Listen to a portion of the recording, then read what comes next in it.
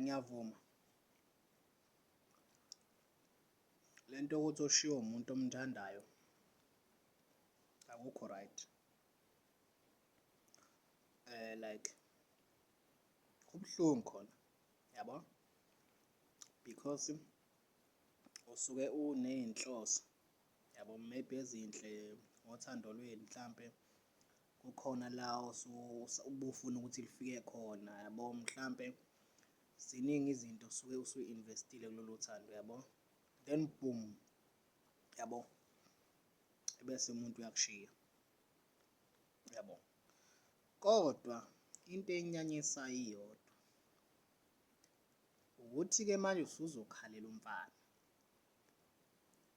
ya-understand, usuzokhalela umfana ngo-Facebook, TikTok, WhatsApp, update ama-status, yonke loo nto yabo, iyisidina-ke leyo.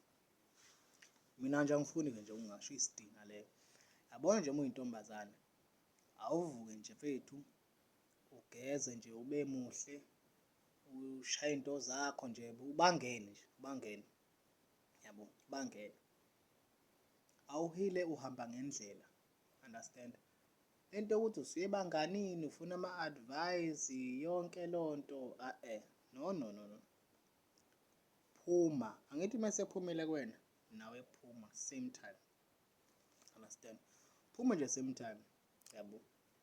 Noma nje mfethu uyithathele uthumele iy'ngane noma uyele esitolo uthenge ugoqo lwesinkwa lapha, futhi ngathi ungathola lolo goqo lwesinkwa olungasilayisiwe, thenge lona, suke lapho uthule ushatini, wenze ushatini obabayo yabo, thatha ujeke bhunyele naye iseladi, wenze umbhobhodlo uhlale phansi yabo. Bethi ungaphangi ngisho ukuphakela esitsheni, thatha konke ngebhodo uhlale phansi, yezwa. Bethi bayathi bakhulumisa kini bethi hhayi bo wenzani, ubabuquluze kabi yabo, uquluze kabi, uy'qhubekele nokuy'dlela ukudla yabo. Kuthi kuyaqhamuka lokhu kadadewenu lokhu kuthanda ukukucela njalo, ukuquluze kabi, ukusikaze ngempama, kuthi kukhala kuyele ekamelweni kuma ngakho, uy'dlele ukudla nje wena yabo, uy'dlele ukudla usuthe yabo, mese ulala phansi yabo.